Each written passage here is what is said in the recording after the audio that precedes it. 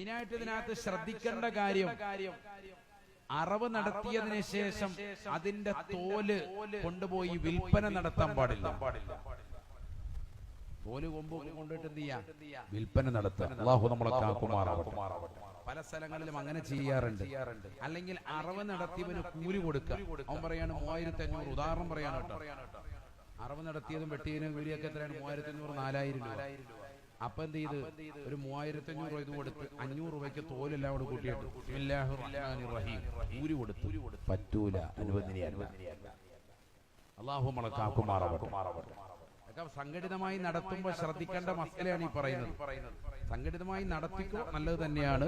പക്ഷെ നടത്തുമ്പോൾ ശ്രദ്ധിക്കേണ്ട മസലയാണ് ഈ പറയുന്നത്. സംഘടിതമായിട്ടായാലും അല്ലാതെ നടത്തിയാലും ഉൽഹിയ്യത്തിന്റെ മസലയാണ് ഈ പറഞ്ഞത്. കാരണം ഇത് ആരാധനയാണ്. ആരാധനയ്ക്ക് വേണ്ടി നിർവഹിക്കപ്പെട്ടതാകുന്ന മൃഗത്തിന്റെ തോല് വിൽപ്പന പറ്റൂല. അങ്ങനെ വിൽപ്പന നടത്തിയാൽ ലാ ഉൽഹിയ്യത ലഹു മൻ ബാഅ ജിൽദ ഉൽഹിയ്യത്തിൻ ലാ ഉൽഹിയ്യത ല ശഫീഉന റസൂലുള്ളാഹി. ഉൽഹിയ്യത്തിന്റേതാകുന്ന ബലിമൃഗത്തിന്റെ തോല് കൊണ്ടുപോയി കച്ചവടം നടത്തിയവന് അവന് ഉൽഹിയ്യത്തിന്റെ പ്രതിഫലമില്ല എന്ന് സയ്യിദുനാ റസൂലുള്ളാഹി. കാര്യമായിട്ട് ഉൽഹിയ്യത്ത് നടത്തിയതാണ്, പക്ഷെ കൂലി ഉണ്ടാവൂല. ഒക്കെ പലയിടത്തും നടക്കുന്നുണ്ട്. അതുകൊണ്ടാണ് ഈ പറയുന്നത്. സംഘടിതമായി നടത്തുമ്പോൾ പല കാര്യങ്ങളും ശ്രദ്ധിക്കണം. അല്ലാഹു തൗഫീഖ് നസീബാക്കട്ടെ. അല്ലാഹു തൗഫീഖ് നസീബ. നടത്താൻ വലിയ കൂലിയാണ്, പക്ഷെ നടത്തേണ്ടതിന് പ്രകാരം ഉലമാഇനോട് ചോദിച്ച് നടത്തേണ്ട രീതിക്ക് തന്നെ നടത്തണം.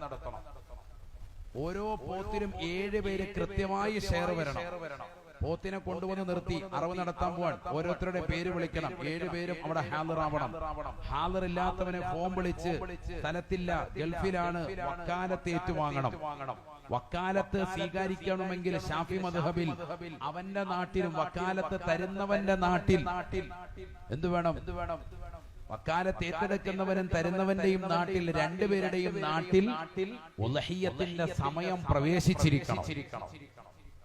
അപ്പൊ അവിടുന്ന് ഫോണിലൂടെ പറയാണ്, ഗൾഫിലുള്ളവൻ എന്റെ സുന്നത്തായ ഉൽഹിയ്യത്തിനെ നടത്താൻ നിനക്ക് ഞാൻ വക്കാലത്ത് തന്നിരിക്കുന്നു, അഥവാ നിന്നെ ഞാൻ ഏൽപ്പിച്ചിരിക്കുന്നു.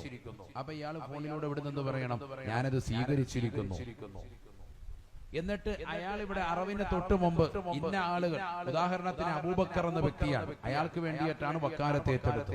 അപ്പൊ അബൂബക്കറിന്റെ സുന്നത്തായി ഏൽപ്പിക്കപ്പെട്ട വക്കാലത്തിനെ, ഉൽഹിയ്യത്ത് എന്ന മൃഗത്തിന്റെ വക്കാലത്തിനെ ഞാൻ വീട്ടുന്നു എന്ന് ഇവിടുന്ന് നിയത്ത് ചെയ്യണം.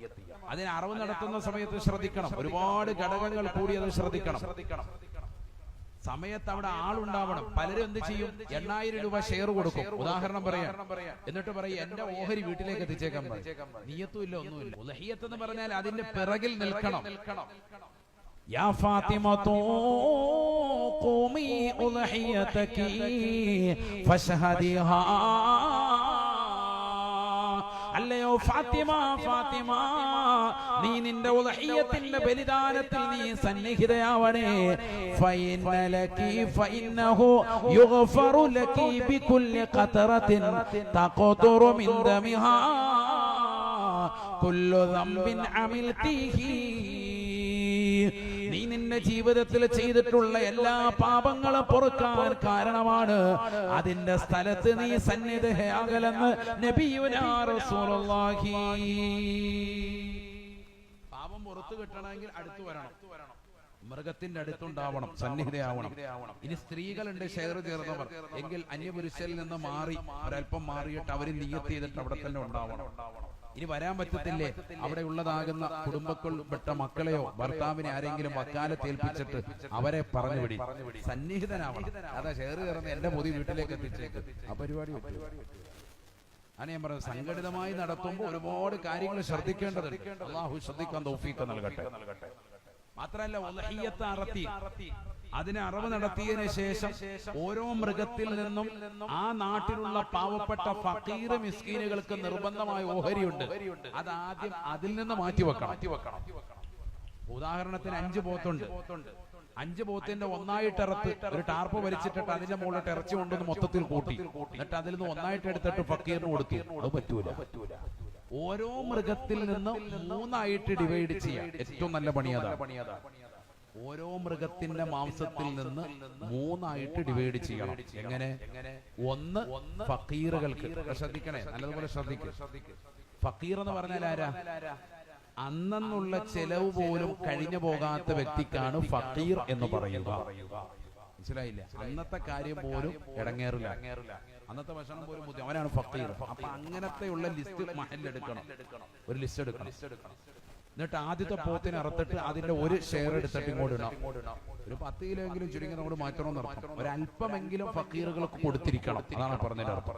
അപ്പൊ ഒരു കുറച്ച് കിലോ എടുത്ത് മാറ്റും. ഉദാഹരണം പറയാം, ആ പോത്തിൽ നിന്ന് തന്നെ രണ്ടാമത്തെ ഒരു വിഹിതം കുറച്ചങ്ങോട്ട് മാറ്റി വെച്ചു.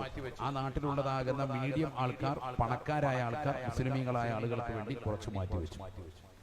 മൂന്നാമത്തെ ഒരു വിഹിതം എടുത്തിട്ട് ഷെയറിന്റെ അഹിലുകാരുണ്ട്, 7 പേരാണല്ലോ ഷെയർ കയറുന്നത്, അവർക്ക് കുറച്ച് കരളിന്റെ ഭാഗം ഉണ്ടെങ്കിൽ ഏറ്റവും ബെറ്റർ. കാരണം നബിതങ്ങൾ കഴിച്ചിട്ടുള്ളത് ഉദഹിയത്തിന്റെ മാംസത്തിൽ നിന്ന് ഏതാണ്? കരളിൽ നിന്ന് അല്പമാണ് നബിതങ്ങൾ കഴിച്ചത്, ബാക്കിയൊക്കെ സ്വതക്കയാണ്. അപ്പൊ ഇങ്ങനെ 3 ആയിട്ട് ഡിവൈഡ് ചെയ്യാം. രണ്ടാമത്തെ പോത്തിനെ അറുത്തു, നേരത്തെ കൊണ്ടുവന്ന് മാറ്റിയിട്ടതിന്റെ മുകളിലേക്ക് അഥവാ ഫക്കീർ മിസ്കീനിലേക്ക് ഒരു ഓഹരി അതിന്റെ മുകളിൽ ഇടുക. അപ്പൊ പ്രശ്നമില്ല. വലിയ പണക്കാരിലേക്കുള്ള വേറൊരു ഡിവൈഡ് ആക്കി മൂന്നാമത്തെ ഷെയറുകാർക്ക് ഇട്ടു. എന്നിട്ട് ഈ ഷെയറുകാർക്ക് അതിൽ നിന്ന് വേണം കൊടുക്കാൻ, പാവപ്പെട്ടവർക്ക് അപ്പുറത്തുനിന്ന് കൊടുക്കാം. അങ്ങനെ മാറ്റണം. ഓരോന്നിൽ നിന്നും സെപ്പറേറ്റ് ആക്കണം. ഒന്നായിട്ട് ഇറച്ചു കൂട്ടിയിട്ട് കുറച്ച് പാവപ്പെട്ടവർക്ക് വിധിച്ചുകൊണ്ട് പോവുക, അങ്ങനെ ചെയ്യുന്നുണ്ട് ചില സ്ഥലങ്ങളിൽ. അത് തെറ്റാണ്. ഓരോന്നും വീതിക്കണം. ഓരോ പോത്തിൽ നിന്നും അവനവന്റെ ഷെയർ വേണം കൊണ്ടുപോകാൻ. അതിനു വേണ്ടിയിട്ടാണ് ഇങ്ങനെ ചെയ്യുന്നത്. അതിങ്ങനെ ഷെയർ മാറ്റിയിട്ടു, പിന്നെ അതിന്റെ മുകളിൽ മറ്റവരുടെ പോത്ത് വന്നു, അതെല്ലാരും സംതൃപ്തിപ്പെട്ടു, കുഴപ്പമൊന്നുമില്ല, അങ്ങനെ എടുത്തോ, പ്രശ്നമില്ല. ഷെയർ എടുക്കുന്നതിലെ വിഷയം വരില്ല. കാരണം ഓരോരുത്തർക്കും നിശ്ചിതമായ കൊടുക്കുള്ളൂ, ഇത്ര പുതിയ ചിലപ്പോൾ കൊണ്ടുപോകുള്ളൂ, ബാക്കിയൊക്കെ എല്ലാവരും കൊടുക്കാൻ വേണ്ടി തന്നെയാണ് സംഘടിതമായി ചെയ്യരുത്. അൽഹംദുലില്ലാഹ് വലിയ പുണ്യമാണ്, പക്ഷെ ശ്രദ്ധ വെച്ച് ചെയ്യണം. ചെയ്താൽ വലിയ കൂലിയാണ്. അല്ലാഹു തൗഫീഖ് തരട്ടെ.